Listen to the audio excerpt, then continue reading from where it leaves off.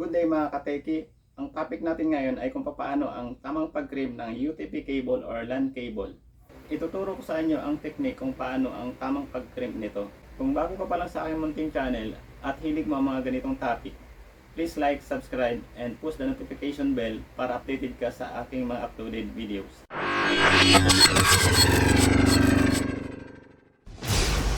Rad TV, your tech guide.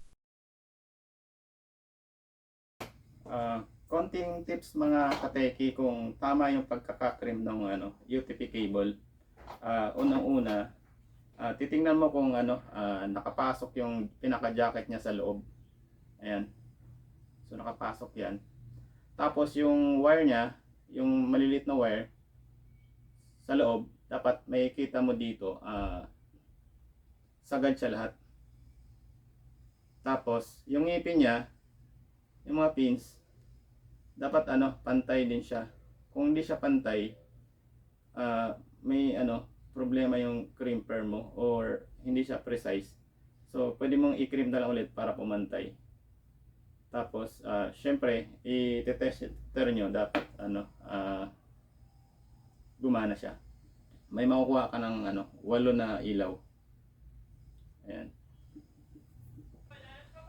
Bago tayo mag-proceed sa ating crimping, isa-isahin muna natin ang mga requirements.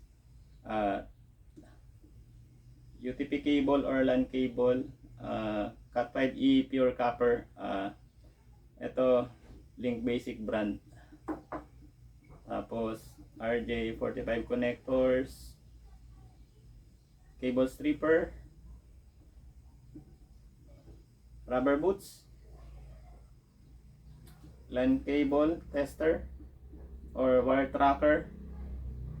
Take note, yung wire tracker nga pala ngayon yung mga bago, meron na rin silang LAN tester. Ginagamit ko to sa pagtatrack ng mga wire pag may mga trouble sa mga offices na nawala yung connection sa computer papuntang server room. Tapos crimper or crimping tool, scissors. Tapos actually optional lang yung ibang natin dito, requirements like yung scissors, cable stripper, kasi ang crimping tool natin mayroon ng cable stripper, mayroon siyang blade. Tapos yung rubber boots pwedeng wala na rin, pero mas maganda kung may available naman, lagyan nyo na. Kasi mas maganda na yung presentable. Tapos ang kagandahan nito, pag meron siya, pag pinlog mo sa switch hub tapos sa PC, hindi siya pinapasok ng dumi. Tapos tumatagal yung buhay nung pagkaka-terminate mo ng kable. Yan. So yun. Baka kung wala ka namang LAN cable tester, kung may PC naman dun sa area na ginagawaan mo, kahit wala na to, pwede naman i-plug mo lang muna lang sa sa switch hub papunta ang computer. So yun, malalaman mo na yung kung working yung terminate mo. So start na tayo. Mga kateki, dalawang klase nga pala yung color codings standard ng sa pagki-crimp or pagde-terminate ng UTP cable. Yung una T568A, yung pangalawa T568B. Pero yung gagamitin natin yung T568B.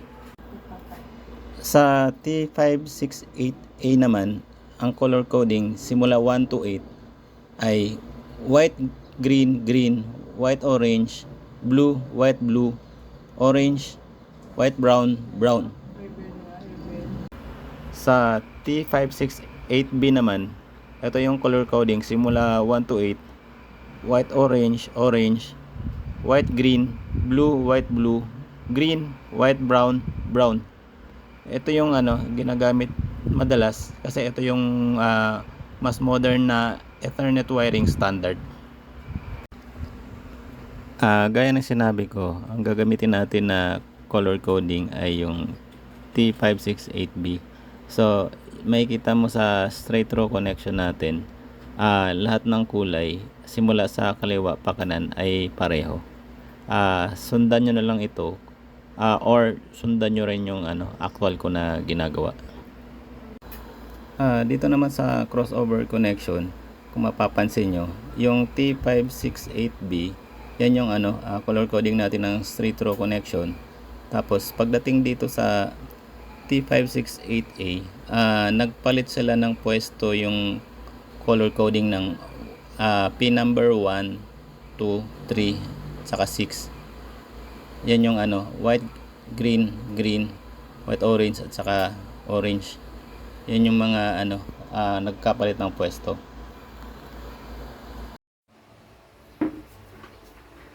So ngayon, unahin natin yung pag-crimp yung straight through. So babalatan natin yung wire dulo-dulo. So gamitan natin ng cable stripper. So ipitin mo lang to kasi ito may blade to sa gilid niya. Ipitin mo lang mga 1 inch or more kung saka komportable mag separate ng wire. So wag mo lang masyadong diinan kasi baka masugatan yung wire sa loob. So yan yung iniiwasan natin. So alalay lang siya. Yan. So ayan. Tapos yung ripcord. So yan, gaya yung sinabi ko kanina, gunting, mas mabilis. Yan. Tapos yan nga yung orientation natin sa straight through, yung color coding, magsisimula sa kaliwa, pakanan yung yung orientation niya. So gaya yung sinabi ko kanina, yung nauna white, orange. Ayan, white, orange, white, green,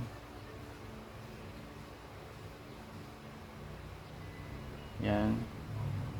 Tapos yung sumunod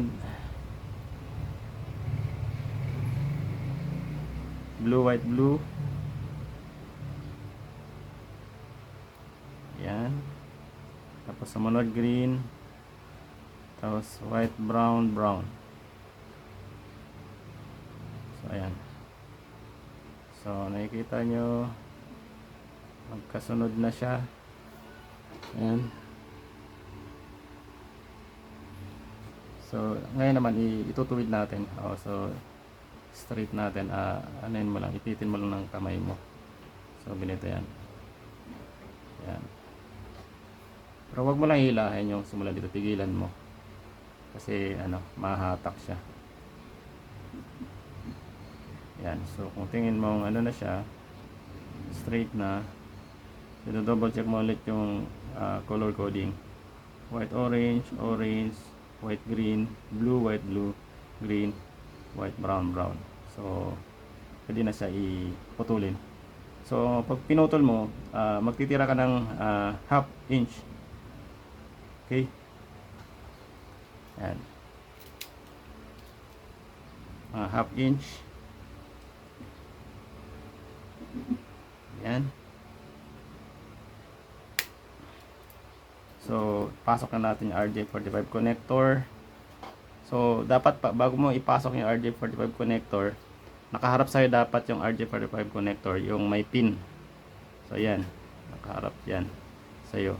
So pasok na natin. Ang technique ng pag pinasok to, medyo nakaslant ng konti para hindi lumihis o sumaliwa yung mga kable. So dahan-dahan mo lang. Yan. Yan. Tapos ang technique dyan, yung jacket nya dapat ipasok mo hanggang loob. Kita mo to, ito. Yung parang clip nya. Ito yung pag tinrim to, ibabaon ng yung crimper. So yan, iipitin niya yung jacket. So para hindi na hindi na siya lumabas kahit na mahila. So i-crimp na natin.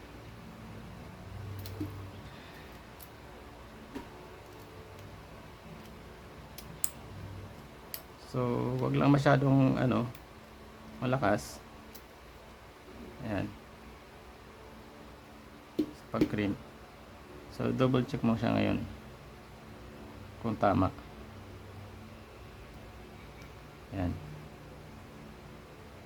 So far yung dulo niya lahat nakasagad naman. So ayos to. So sa kabila ganun din ulit, uulitin lang natin yung pag crimp. Gagamitan ulit tayo ng cable stripper, mga 1 inch. Yan.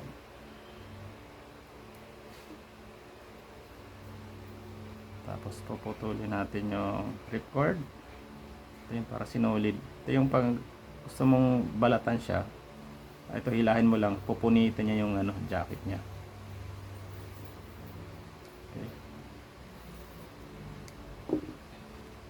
So ayan ulit, ganun ulit. White, orange, orange.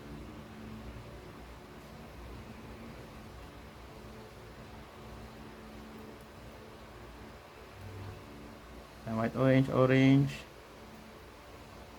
So po, itong brown, pwesto mo na kaagad doon. Saka yung blue, pwesto mo na kaagad sa gitna.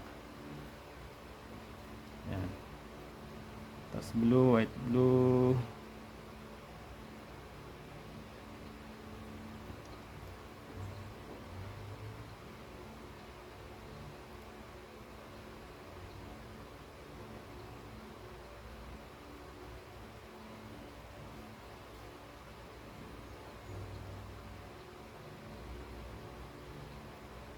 Kung tama na yung pagkasunod-sunod ng color coding, so tutuwid mo na siya, tutuwid na natin. Okay, ganito yun lang yan ng kamay, ng daliri, yan, para dumiretso. So ganun ulit. Magtitira ka ulit ng half inch, paputulin natin yung sobra. Okay.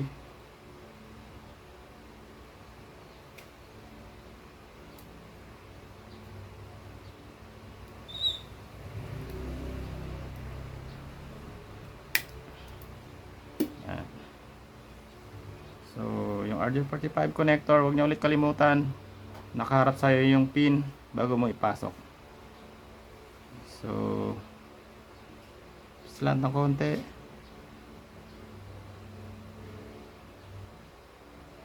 Para pumasok. So ito hindi pumapasok.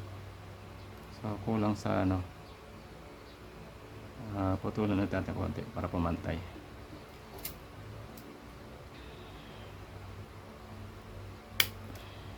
Yan. So double check nyo kung tama yung color coding. White, orange, orange. White, green, blue, white, blue, green, white, brown, brown. Ayan. Ayan, pumasok. So, double check nyo kung nakasagad na yung dulo niya sa loob ng RJ45 connector bago nyo i-crimp. Ayan.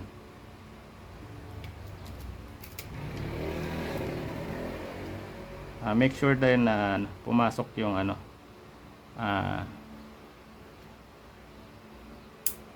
yung jacket niya sa loob. Ayan. Kasi karamihan kasi nagki-crimp yung mga nagpapa-repair sa akin sa network or nagpapa-troubleshoot. Ang madalas ko nakikita ng mga crimp hanggang dito yung jacket niya, tapos unstable yung connection kasi nga sa interference. Okay, meron na tayong straight through connection. I-test na natin ng ating LAN tester. So dapat dito may makita ka na 8 ilaw na sabay. So dapat may 8 ilaw. Ay sorry, hindi ko na ikabit tong RJ45 boots. Mamaya ipasok natin pag nag-crimp tayo ng crossover.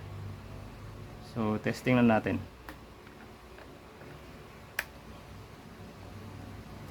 So dapat may makuha tayo 8 ilaw. Ibig sabihin good yun, 8 ilaw. Pero kung Yan. So, walang ilaw. 1, 2, 3, 4, 5, 6, 7, 8. Ayos. Good.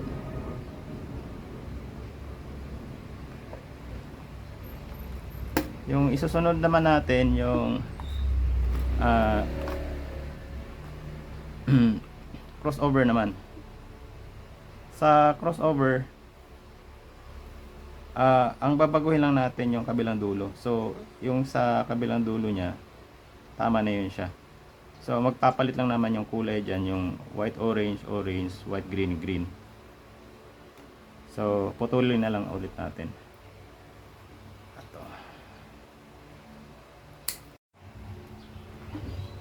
Ito, ikikrim na natin yung crossover connection.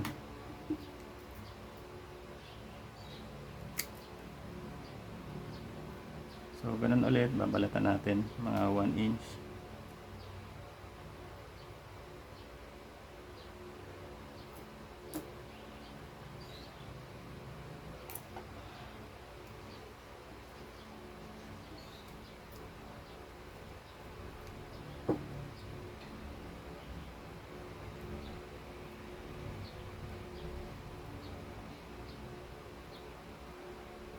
So, ipwesto ko muna siya as straight through connection ha, para mas hindi kayo malito bago natin ipagpalit ng pwesto. So, white, green, green. Ay, sorry. White, orange, orange.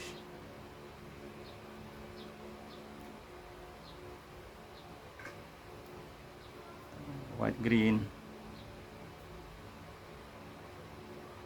Tapos blue, white, blue. White, brown, brown. Yan. So, ito yung straight through connection na color coding. So, i-crossover natin. So, pagpapalitan natin yung white, orange, orange, saka white, green, green ang pwesto.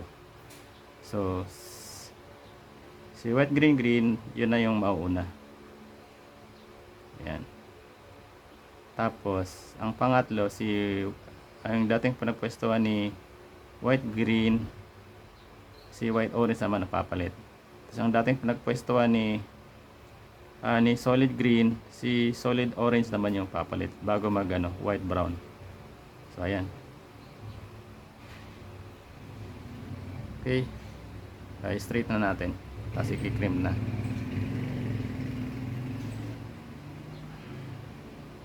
Yan, kung okay na, putulin na natin. So, titira lang natin ay 1/2 inch.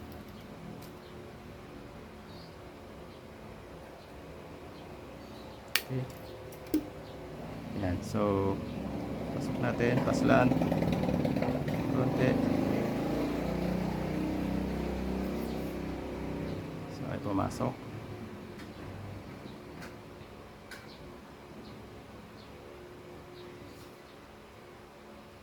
Ayan, so double check nyo kung tama yung color coding bago nyo i-crimp. Ito nga, may mali siya. Si white, blue pumunta kay dapat sa pwesto ni orange. So, hindi siya. Ulitin natin.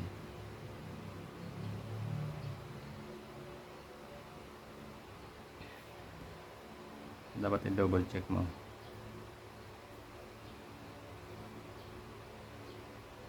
So, yan.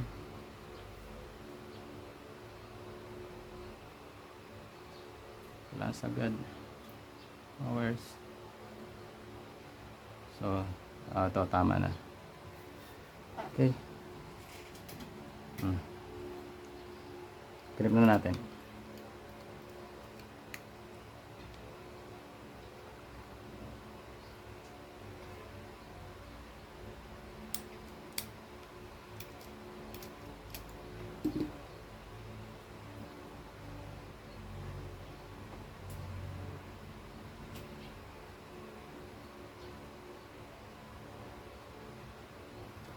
So ngayon i-test natin siya. Ayan.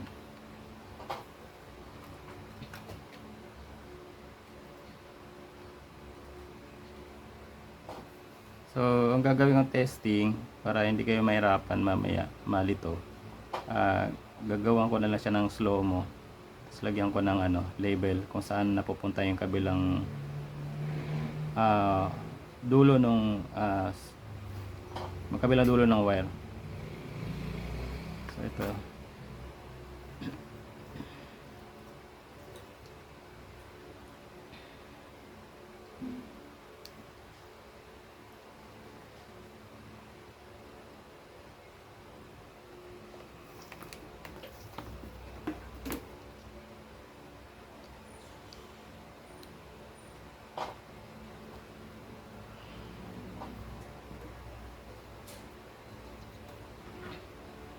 Pa-plug ko na.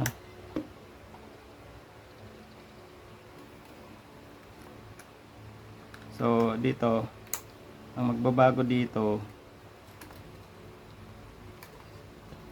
ng order ng itong kabilang side ng tester natin. So dito sa kabila diretso. So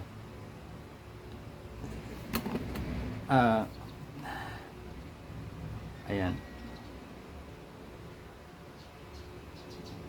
Para hindi kayo malito, bigyan ko na lang kayo ng diagram para susundan natin yung ilaw kung saan pumunta yung kabilang dulo. I-slow mo ko na lang yung niya, sequence ng ilaw. Okay. Thank you.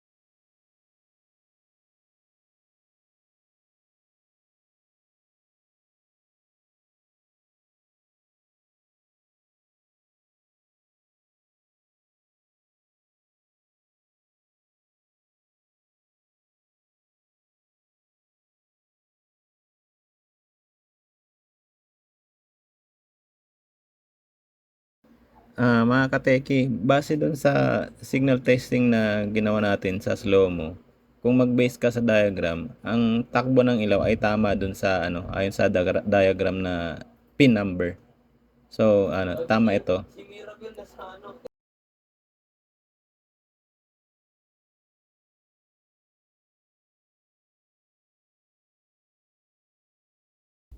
Mga kateki, dyan nagtatapos ang ating topic at tutorials. Sana may natutunan kayo for today. At sana abangan nyo po ang aking mga susunod na upload videos. Bali, pagsasama-samahin ko yung aking mga tutorials. Bali, 3 klase siya. About CCTV, computer networks. I-alternate ko na lang ang pag-upload. Uli-uli, maraming salamat po sa lahat ng mga nanonood. Thank you, thank you.